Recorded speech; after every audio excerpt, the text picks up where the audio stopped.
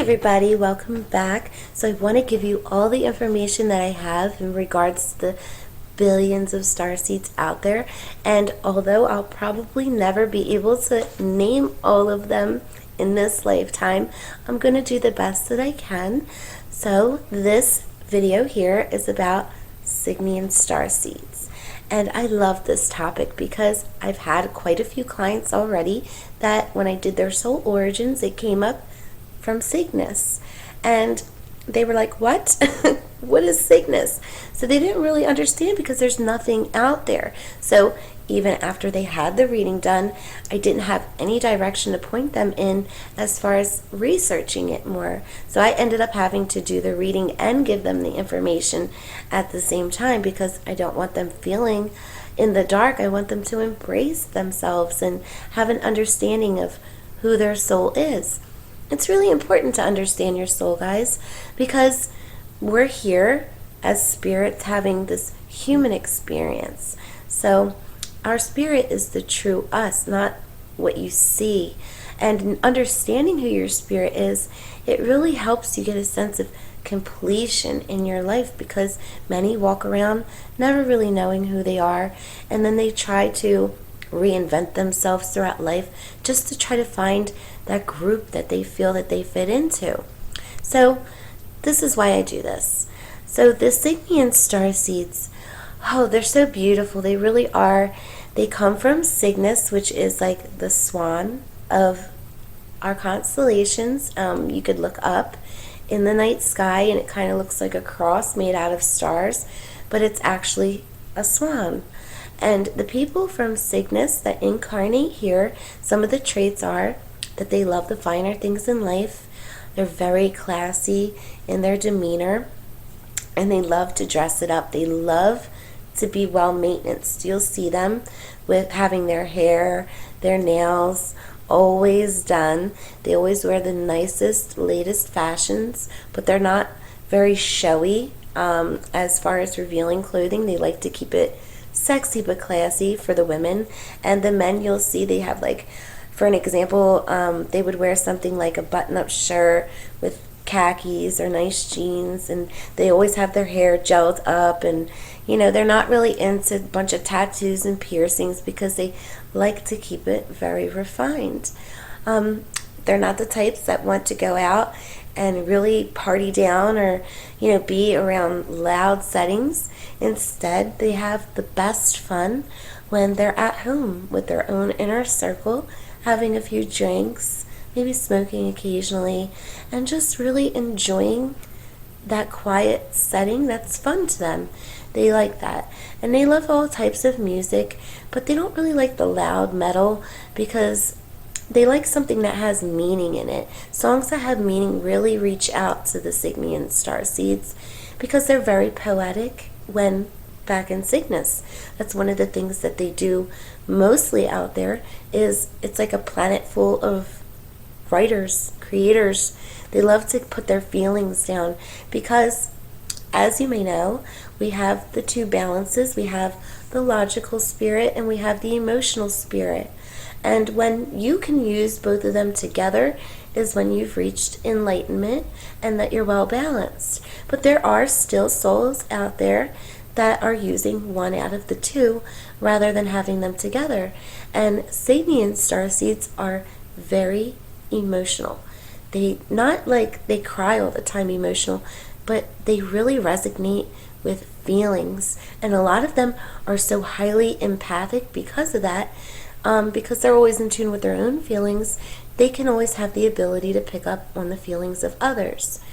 So they will be very polite people, very quiet people, observant, always kind of just watching what's going on, but they do it with a smile because they want to present themselves as being friendly and approachable, because these are the type of people that absolutely, hey, oh, you guys remember my little kitten? Remember how small he was in the one video, Incarnated Angel and Angelic Human Differences? He was so small. He's getting so big.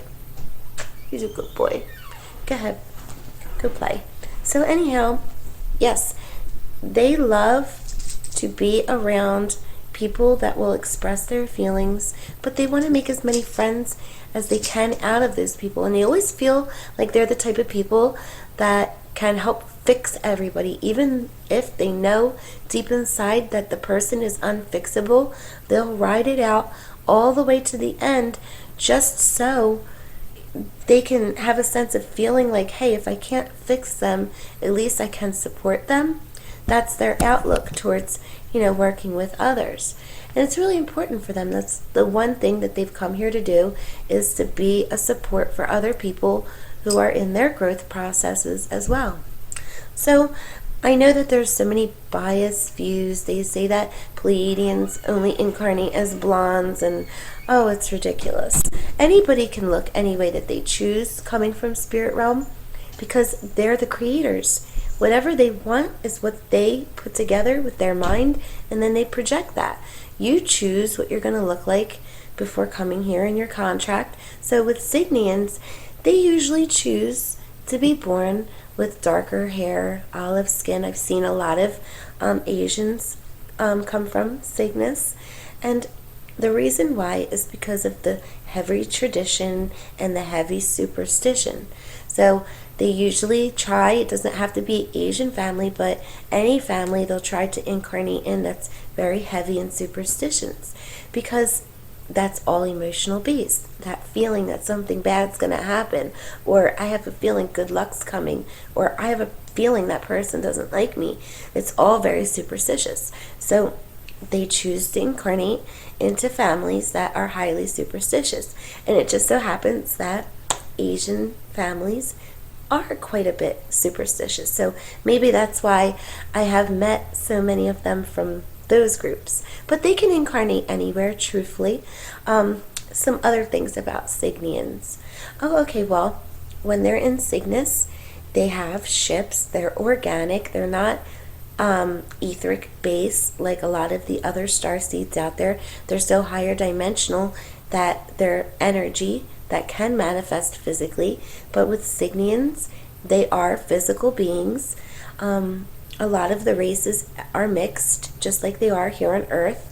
There are a few feline races in Cygnus, but there's also the type that looks more human, and they have like a darker hair color, but very light white skin, and it'll have like lines in it that kind of remind you of, I'm trying to think of what it is. It's kind of like a print that they have, like a leopard print in some places on their very light bodies.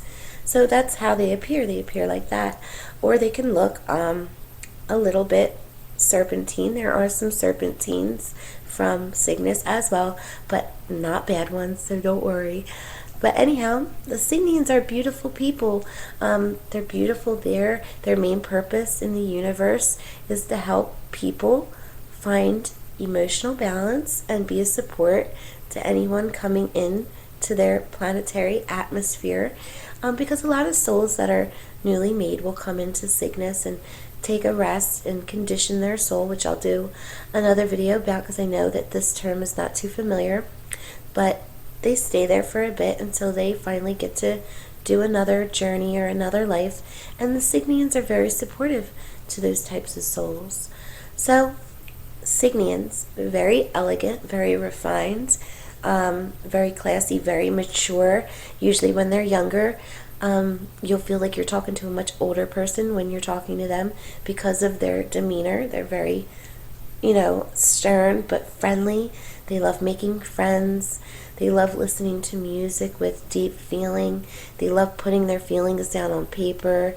They love tradition. They love ceremony. And they love superstition. So that's what I got. And I hope that this has been helpful to you.